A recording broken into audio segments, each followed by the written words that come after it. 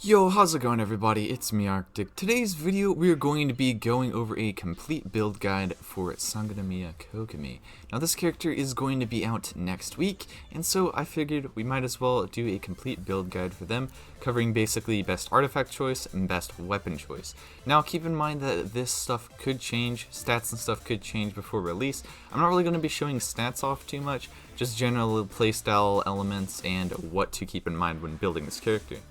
But if you like this video, remember to subscribe. I'm trying to get to 8,000 subscribers. We post content like this quite regularly. But anyway, let's get back to the video. Okay, so basically a few things about Kokomi and Kokomi's kit. She does scale with Hydra damage on her Ascension, allegedly. This could change on release. But basically, Kokomi seems to be a sub DPS and healer kind of character. Similar to how you would play like a Sayu with sub DPS and healing capabilities at the same time. She has a pretty decent base attack. It is like 200 something, so it's not that crazy, but it's not that terrible. Basically what Kokomi's first passive does is basically when you cast your E-spell and then cast your ultimate, it's going to reset the duration of your E-spell, which is going to be pretty nice because then you can get multiple of her E-spells up. Her E-spell is her sub DPS capability thing, and basically what it does, it's like a little jellyfish, pops on the field, can heal and also deal damage at the same time. So it is definitely a sub DPS capability kind of ability. Now a lot of people thought that it scaled off of HP, however it apparently scales off of attack. This could change on release, and if it does actually scale on HP, I might consider actually rolling for Kokomi, because that'll definitely make building her a whole lot easier. She could be an excellent healer and also excellent sub DPS if that's the case. So Kokomi's second passive, while donning the basically ultimate skill right here, the normal and charge attack damage bonus Kokomi gains based on her max HP will see further increase based on 15% of healing bonus. Now that's only really necessary if you are going for like an auto attack DPS Kokomi, which I personally am not. However, you basically still can, and with her constellation she does gain a bit more damage on her auto attacks, which is alright, kind of similar to how Kazuha gains more like main DPS capability with his constellations. And also there is a third passive, and basically what this does is it gives Kokomi a 25% healing bonus but decreases crit rate by 100%. Now I think this is like constantly on Kokomi, so pretty much you're stuck with this, and so you literally can't crit. Now I do want to actually try a 4-piece blizzard. I want to see if people actually test this out and see if that actually works, because 4-piece blizzard is actually probably something that could work since it's applied crit rate and not actual a stat that you gain on your crit rate stat. In terms of weapon choice, HP is a good stat to have if you are going for healing and that kind of stuff, but if it does scale with attack, if her E-spell does scale with attack, then I think going with attack percent weapons would be pretty good. So stuff like Elemental Mastery is also good. So Mappa Mare is a potential good option. It gives you like elemental damage bonus. It can be pretty decent if you are going for like vaporized team comps. Royal Grimoire might actually be a pretty good option, considering that it does give you a crit rate increase until you actually hit a crit. So if you do have R5 of this, you might actually be able to crit somehow, which would be actually pretty interesting. But then anything with like energy recharge is pretty good. Tails might be a pretty good option. This basically gives you some extra charge attack damage and normal and charge attack damage, I think. Or is this just charge attack damage? But it increases like your attack by a whole bunch. This might actually be a pretty decent option. Running her support, Hakyushin Ring, could actually works pretty nice if you are using with like electric characters like Raiden Shogun. This could work pretty nice. It gives like Kokomi a damage bonus and also Raiden Shogun a damage bonus of like 10% elemental damage. Could be pretty interesting. Out of the 5 stars, let's see. So Skyward Atlas is going to be the best out of the ones that we have right now. And the Everlasting Moonglow, this one has already been revealed, so I think I can actually like show this image basically. But yeah, it's basically already been officially revealed. And so basically healing bonus increases by 10%. And yeah, these are all alleged stats right here at the moment, but obviously it was going to scale with HP. Basically it's pretty good, but this passive right here is pretty decent for like her auto attack damage. But yeah, it's like, it's kind of a weird weapon, I guess, but it should be pretty good overall.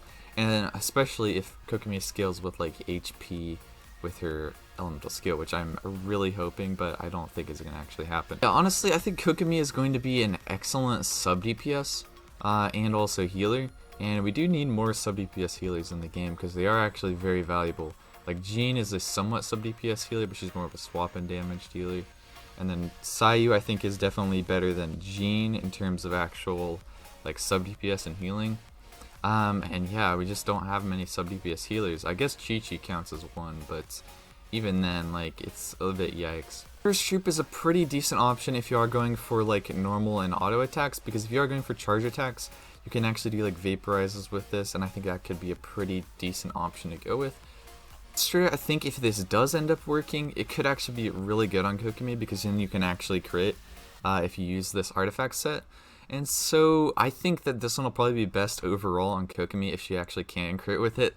And that's funny to say because, like, yeah, it's honestly really funny to say. But you do need to have a cryo character either as your main DPS or a sub DPS, so you can actually freeze enemies and be able to crit with Kokomi's sub DPS. Heart of Death's 4-piece is probably going to be the best, I think, for just overall gameplay wise, because after you use the elemental skill, it increases your normal attack and charge attack damage by 30% for 15 seconds. Now her elemental skill pretty much has just about a duration of 15 seconds-ish, 12 seconds-ish, but it takes like 20 seconds on cooldown, so you basically can have this cooldown for most of the time. So you pop on the field, use Kokomi as your auto attack DPS for a while you have the elemental skill up, and then switch off after about 15 seconds to like another character like Zhang Ling, something like that, and you basically can cycle around your teams using Kokomi as the main DPS with this.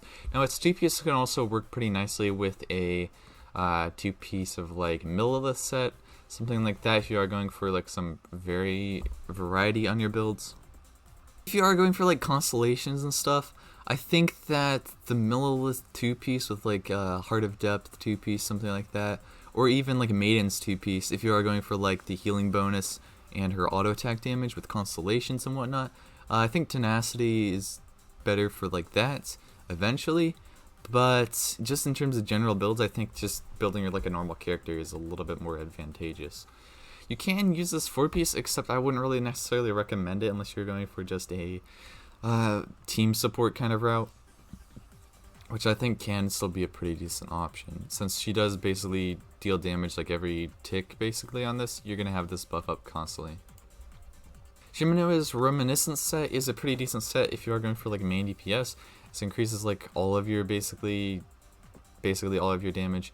And since Kokomi like does, I guess, rely on her ult for main DPS, this is like a little bit harder to use, kind of similar how using this on like Raiden isn't that great, even though you can like regen like your health and whatnot.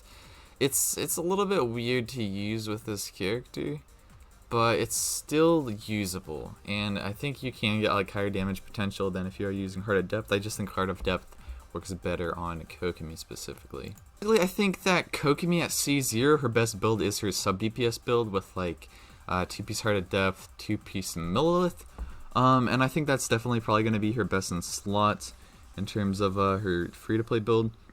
And then for the pay-to-win main DPS build, definitely go 4-piece of Heart of Depth, or you can go Millilith set with Maiden set, and basically take advantage of her extra damage bonus on her auto attacks with her like conversion ratios, that kind of stuff. And if you do end up getting her weapon, yeah, I think Heart of Depth actually ends up being a little bit less good than the Millilith if you have like her weapon and also some constellations going for you. Anyway, it's been me, Arctic. I will see you guys next time. Farewell.